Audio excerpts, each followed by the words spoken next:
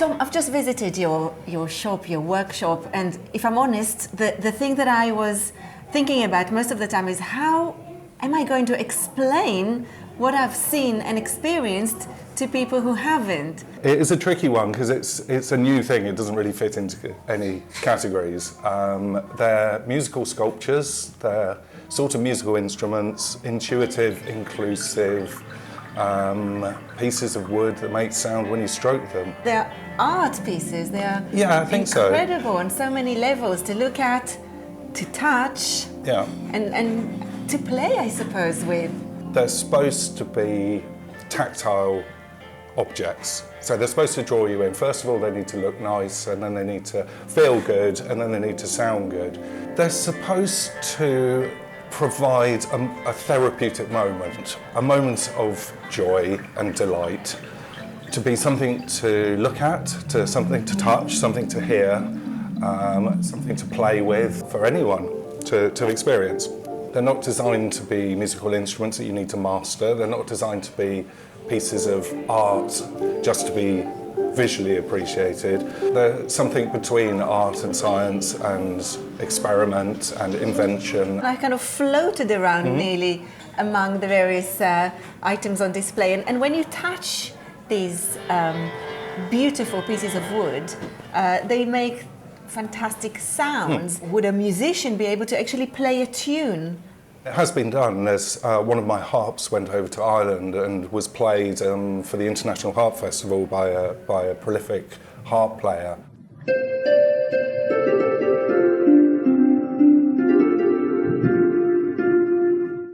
They're set in a pentatonic scale, which, if you're not musical, is all notes that don't clash with each other. So they're designed to harmonise so that every time you play it, they'll always sound beautiful.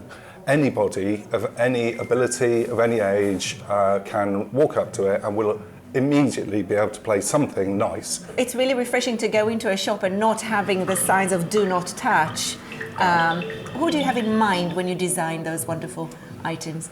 They're broadly split into three categories. A third of my work goes to clinical, education or medical environments, so that could be schools or hospitals or hospices, dementia homes. Because of the kind of calming effect that they have? Yeah, that's right. Yeah, exactly. In environments where there is stress, in environments where there is an identified need for therapy. Probably about a third of my customers work in more, what I'd say is more of a spiritual environment, so that could be wellness or well-being, yoga. And probably about a third of my customers are people who walk in, who see them, who experience them, who enjoy them, and who'd like to own one. So can I tell you what I felt when I was sort of stroking one of them and Oriental music came out? It's my Japanese mountain fantasy. I immediately imagined myself sitting on some mountain in Japan. I'd never been to Japan, but kind of, sitting on in a calm landscape on a Japanese mountain. Yeah. And that sort of music really, really ignited that bit of imagination. Yeah. I'm collecting sounds from around the world, and I'm making recordings of musical instruments that have got a cultural significance. I love doing it. I get up in the mornings excited to come to work. I'm working with huge slabs of wood where I'm out in the forest or I'm out in the barns hunting for pieces of wood that are going to make beautiful harps. And then I'm down on the beach, I'm working with them, I'm doing big dusty sandy work. And then as the piece progresses, so the work gets smaller and smaller and smaller until I'm working with very small microchips and tiny electronic components, and I'm enjoying that bit as well. And then right at the end, I'm doing coding. So I've got the full cycle of work. Working with children, young people, young adults with a variety of needs, and seeing that they had something in common. Most of them wanted to express themselves through music and movement, but not all of them had the ability to do that. So I started making things that anybody could use and get a reward from. So I made the laser harp first of all, and it went down really well, and actually it went down better than I expected and appealed to a much wider range of people than I expected. Since then I've been developing different ways of allowing people to express themselves through music and movement.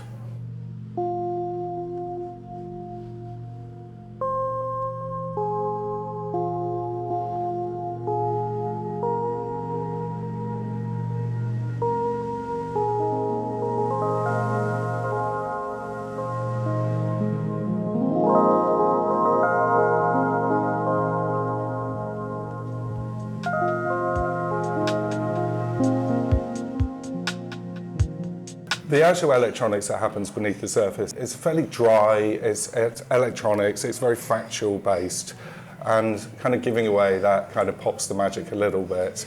But they're running extremely fast quad-core microprocessors.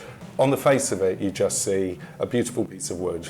And that's all I want. It's something natural, it's something straight from the forest that you can have in your home and just appreciate it as a piece of art. Not because I've made it a piece of art, but because it exists. It's a beautiful thing. All the pieces of wood do sound different. There are technical reasons, there are biological reasons why different pieces of wood sound different, and there are technical aspects of when I'm building it that mean they're going to sound different. And it is a surprise. It's wonderful. The first switching on and the first testing of a new piece is amazing. And then I just hold my breath and hope that it works perfectly. 9 times out of 10 they work flawlessly straight away. Sometimes there's a little bit of witchcraft to be done. Have you had the opportunity to see your pieces in various places? Yeah, I have. I mean, the big pieces that go into the larger exhibitions, I get to go and occasionally stop and chat to people who are interested. It feels really good to see people getting joy and delight from the things that I've made, but also because I learn a lot about how people interact with my pieces. And occasionally I get to see them in schools and special needs settings where they're making a difference, where they're actually being used as a calming, therapeutic device, and that's really good. That's really good to see. There are a few wood merchants that season their wood properly, which means that they go through proper seasoning cycles, hot and cold and damp and dry and winter and summer. Those guys charge a lot for their wood. They love every single piece of wood that they have in their stores, and occasionally they sell them. So that's quite nice in a way, even though it's expensive, but to know that the wood comes from with love already. Yeah, absolutely. I locate the pieces of wood, I fall in love with them as pieces of wood, bring them back to my studio, and I get to start cleaning them up and polishing them, and that's a real privilege. It's a real delight to see the grain of the wood begin to come through as you start to polish it, and that's really rewarding. I'm looking for something that when you look at it, invites you to touch it. So a certain smoothness, not too shiny, not too rough. So, which actually I don't think it's a coincidence, it's about the same texture as skin. And then you have the piece of wood ready and you start tinkering with the technology. Yeah, the level of focus becomes narrower and narrower and narrower as I move through the different processes to create the timber harps. What if people come into the shop and say, I love this, but I want something that would fit my living room, that size, that color, that shape, my child, my mother, basically bespoke. Would you do it, or would you say, no, I'm an artiste and this is what you get?